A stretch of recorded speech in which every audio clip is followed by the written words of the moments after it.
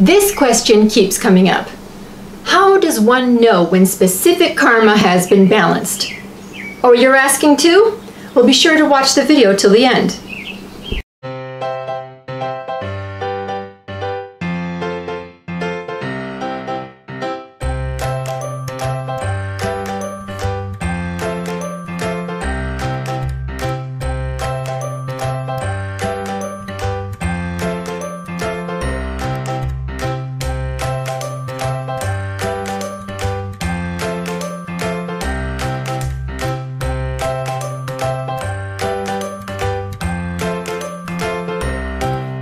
My name's Laura. You'll see my face this whole video, but my husband is behind the camera, and this is a question that he's going to be answering. So, honey. Why is it me all of a sudden? Don't you know the answer? Oh, wow. Caught me off guard with that one. Okay, go ahead. I can only speak from my experience of when I knew something was balanced. Well, that's the point. Well, I don't know if there's more to it. That's why I'm asking you. Everything we talk about is from personal experience. That's what's good about 190 Vision. We don't deal in theory. No, we test everything, especially my husband. He really tests everything. So even now, as we talk about this or discuss this topic, it's going to be from personal experiences, either our own or somebody else's that they share it with us, right? So, right. Go ahead. From your, well, first of all, let me answer your question. They could give examples. Okay. We know when karma is balanced because, okay, first of all, karma is what? The real definition of karma is what? It's the negative things that we've done in past lives that we have to balance. Well, not or non-beneficial. They're not negative things. They're actions or things that we've done that resulted in negative energy being created. Okay. All right? They're not negative things. They're just, because sometimes we might be thinking we did something good for somebody. But then, because we don't understand what we've done, it created negative energy. Oh, okay. Right? For example, let's say someone is, let's say, a racist person, right? I'm just using a term, people use labels, so I'm just going with that. Normally we wouldn't describe people that way, right? Right. So let me change that. Let's say, for example, someone is always using derogatory terms about people of different races. Okay. You know? But in their minds, to them, it's a joke, right? Uh-huh. So when they say, they're saying, and I don't even know what a negative term would be for, anyway, whatever the term would be, but it's not something nice. So when they're talking about it, they're laughing, they're joking, and so maybe to them, they don't really think that it's something negative. There are people like that. They're still creating negative energy because they're hurting somebody's feelings. Got it. All right, so that's what karma is. So it's not a negative action. It's more of any action you take that can result in negative energy being created. That's why you have to be careful about what you do and what you say, because literally, if you're dealing with someone that's really sensitive, you could say something and they're devastated. You're like, wait a minute, I didn't mean it that way, but their perception is they're treating something negative. Well, karma just got created. Now, is it to the same detriment as something you did intentionally? No. But the point is, karma still got created. That's why we keep telling individuals, stop wasting your time worrying about whether or not you created karma, because you'll be stressed out. Indeed. You know, the main thing is this: if you treat people the way you want to be treated, if you treat people with love, then it's less likely for you to do something or say something that would intentionally hurt somebody. That's it. So just focus on dealing from the perspective of love. Done. So let's clear that up first. Okay. You know, because I see so many people get stressed out. Oh, well, when will I balance the karma? Well, what happens if I don't balance the karma? How about what happens if you don't enjoy your life in this lifetime, the way you're going? So change that and just enjoy your life. You know? So, enough of that. All right. So getting back to the question. So how do you know when certain karma is balanced? Right. Because karma is the negative energy that was created from an action, then there are negative feelings associated with that action or that situation, correct? Correct. Do you agree with that? I agree with that. So whatever took place, somebody might feel hurt, and when they think about it, it generates that negativity in them, which again might get them angry, they get upset, or they get depressed, or whatever the feeling is, but it's not a positive feeling. As long as that feeling is there, every time you think about that situation, the karma is not balanced. That's the bottom line. It's that simple. When you can talk about a situation, or think about a situation, or relive the situation in your mind, and it's just a story, it doesn't affect you emotionally in any way, you're just really neutral when you talk about it or think about it, then you know that karma has been balanced, because there are no emotions of any kind, whether negative or positive, that are associated with it. It's just something that happened. It's just an experience that took place. Okay. Now, based on that, what example do you have? Well, I was going to say, when I know that karma has been balanced because of dreams that I've had. And after the dream, when I think about the situation that I was relating to, that's exactly how it was. I didn't feel that guilt or stress or anything else that went with the situation. So therefore, that meant the karma was balanced. Now, does someone have to tell you that the karma is balanced? No. Get it? Do you have to get guidance to find that the karma is balanced? No. Get it? Do you have to go read a book to find that the karma is balanced? No. You know, because every time you think about that situation, now what happens? Nothing. It's just the situation that happened. Exactly. And that's how you know the karma is balanced. So this video is done. But I've also had the experience in dealing with individuals where there was karma between us, and then all of a sudden the relationship just ended, and they just kind of walked away and no longer dealt with me. And I always thought, well, I still had to do something with that relationship, but what I was told was that no, you've done what you were supposed to. And again, it went back to, how do you feel about it? And I'm fine with the relationship not continuing, and I have no feelings of wanting to pursue the person anymore or anything, so that meant the karma was balanced.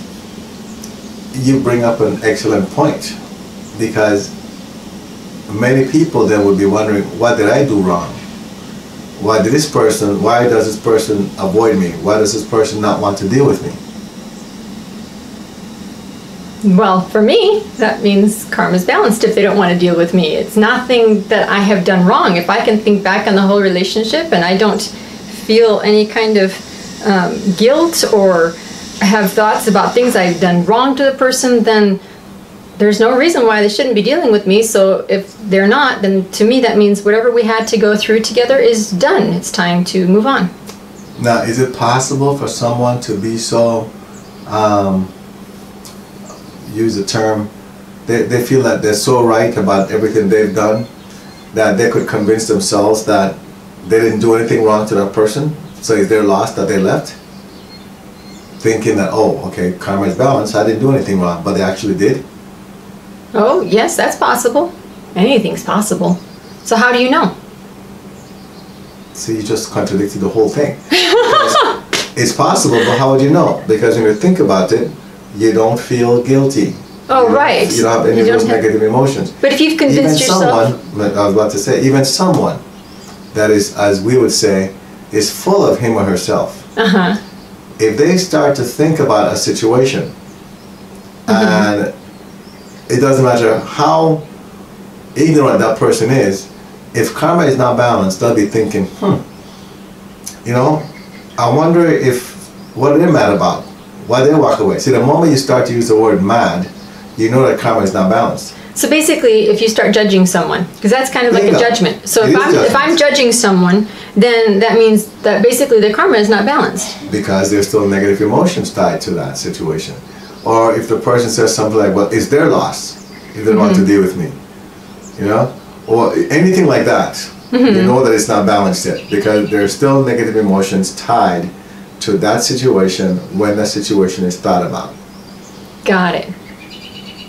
Okay, that makes sense to me. What other examples do you have?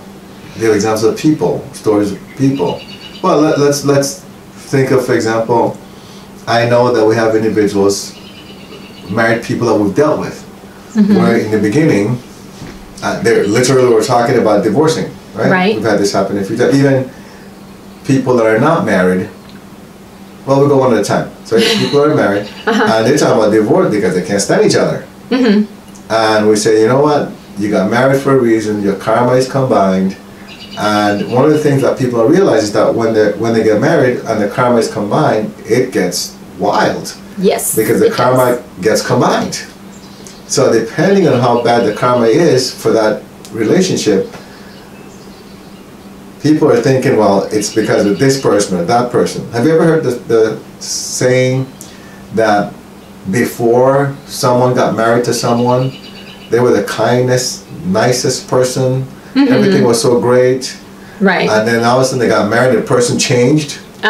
Yes, how do you explain that? I know you can explain that. Why did the perception change all of a sudden? Well, just like with a child who all of a sudden their karma descends, when you get married, all of a sudden your karma, once you two have joined and bonded together, comes down on you. Right? It's combined now, so all of a sudden the karma descends. So the person looks different. The person's not different. The karma just descended and now it's combined. So you guys have to deal with that karma for both of you. But we're so used to blaming each other, we're looking for somebody to blame for all these things that are going wrong. Same thing with individuals that have lived together for a while. How do you explain that one? They've been living together for years. They might even have kids together. Exactly. All of a sudden they got married. They get married, what happened? It's like the person changed. Why is it? How comes you don't understand the person all of a sudden when you understood the person this whole time when you were just living together? Because the karma had not combined. The karma combines once you get married because you become one. So what about the individuals who've been living together for a long time, they have a kid together, and then all of a sudden the world seems to fall down around them, or is that still karma descending on them? That's the individual karma. If you're not married, your karma doesn't combine. Okay, so it's just individual karma at that point. Right, and the karma of the child getting involved at that point. I see, okay. But going back to what we're talking about, so we know individuals that are married, then the brink of divorce. Right. And then we explain to them the law of karma and how it works. And they decide, okay, let me give this a try. Sounds silly, let me give it a try. And for many of the individuals, they're fine now. They're still in the marriage, but their marriage is a whole lot better than it was ever. Right. So how is that possible? When they were about to divorce each other, they couldn't stand each other. Because they finally came to an understanding of what needed to take place, which was balancing that karma. Exactly. Right? It's not about one person changed or the other person changed. No. It's just karma had descended. So let's deal with it. Okay. And then we give them the tools on how to deal with it, and that's it. Now somebody's asking right now as they're watching, because I hear it right now, they're asking the question, but what if only one person is serious about even doing any work on the relationship? It's a great question. So then that person who's doing the work is doing their part to balance whatever karma they have to balance in that relationship. Right. Now, you've heard the law of attraction, right? Right. Or law of vibration, or law of frequency. If there's one person in the household emitting positive frequency, what do you think is going to happen? Positive will be brought to them because it's attracting the positive. Positive changes everything around it, right? And it's always for the better. Right. So one of two things will happen. Either the other person that didn't seem interested in even trying will decide this is too much, this energy, they don't know what it is, but it's a frequency, it's too much. And they'll decide to leave. But when it happens, it's going to be amicably.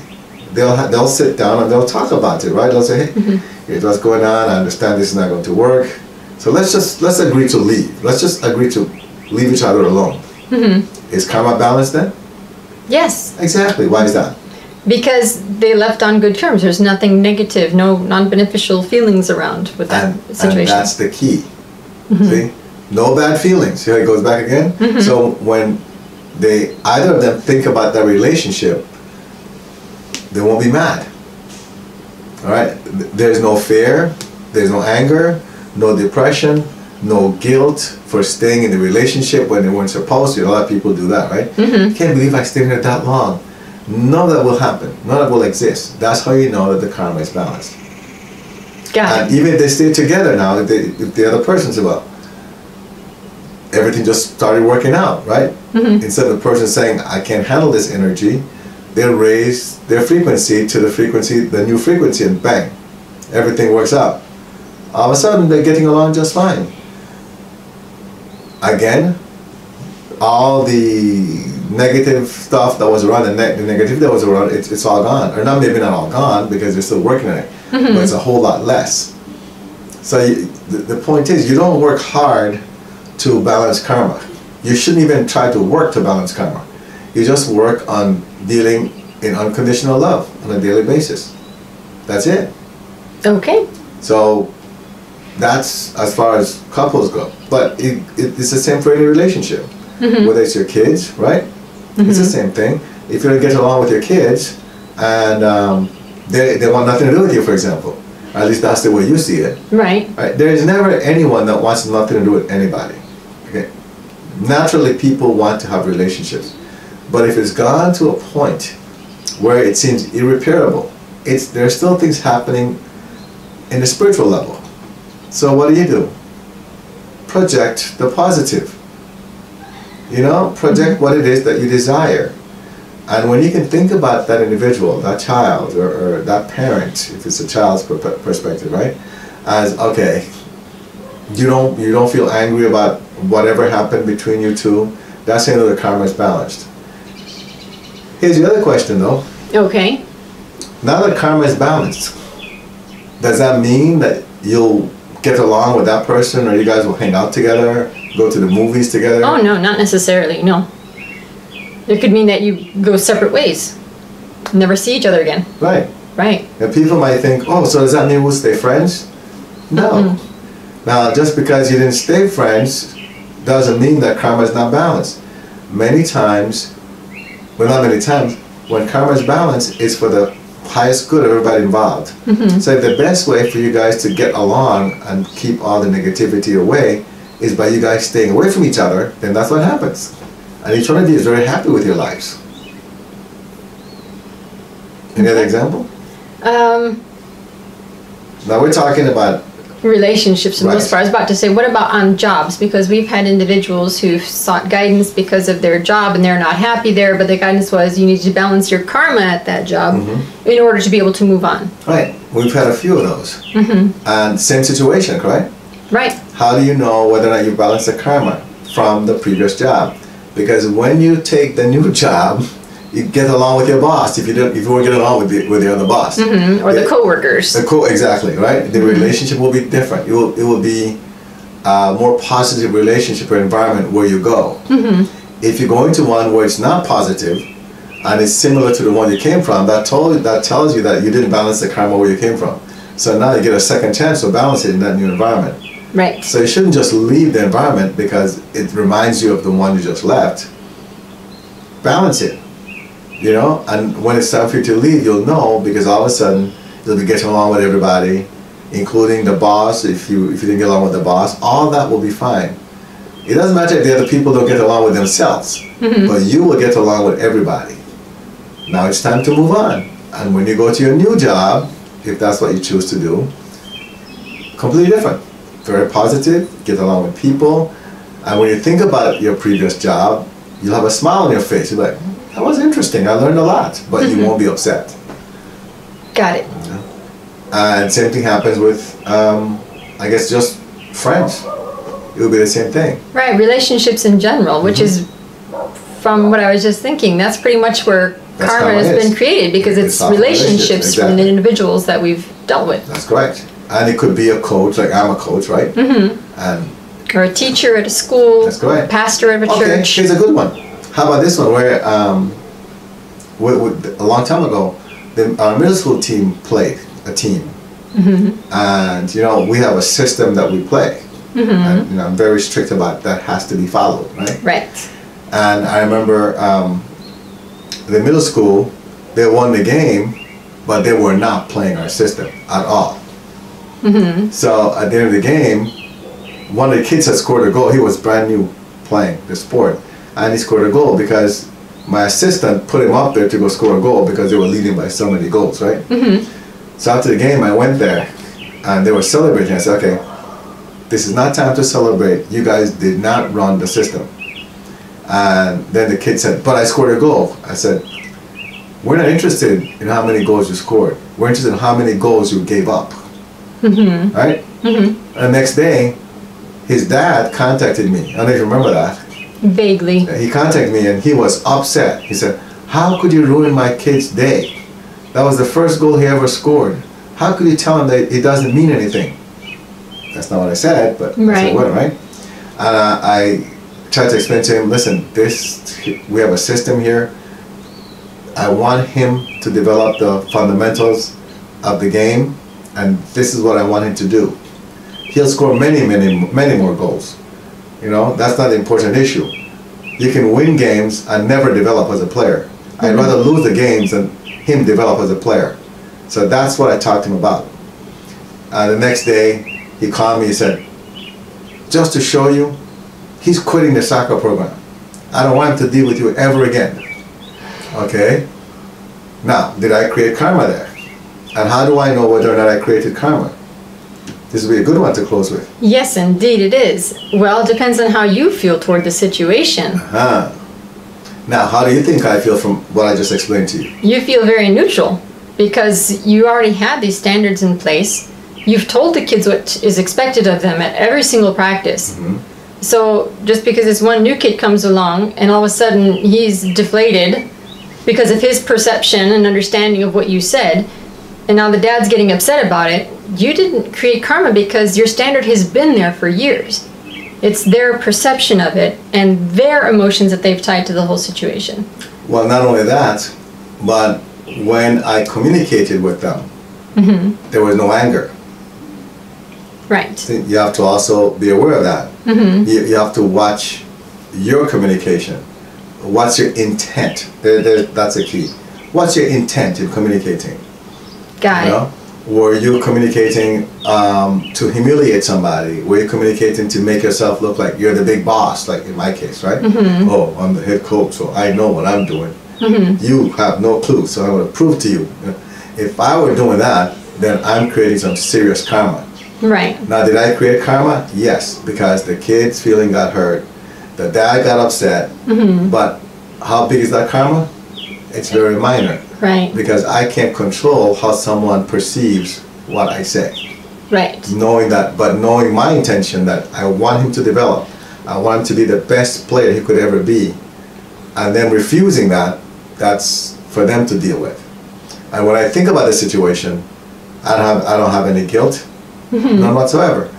Because I know that what I did, we've proven many times that when kids follow that, they develop into very good players. Yes. That's how you know karma is balanced. Okay. Thank you very much for the great example at the end. All right. See you guys. Well, you won't see me. You'll see my wonderful wife next time. Remember to subscribe and like this video. Join the Facebook group 190 Vision to connect with others on the same journey. Get help by visiting our website 190vision.com. Support the 190 Vision mission by clicking on the Donate button, which is at the bottom of each page of our website.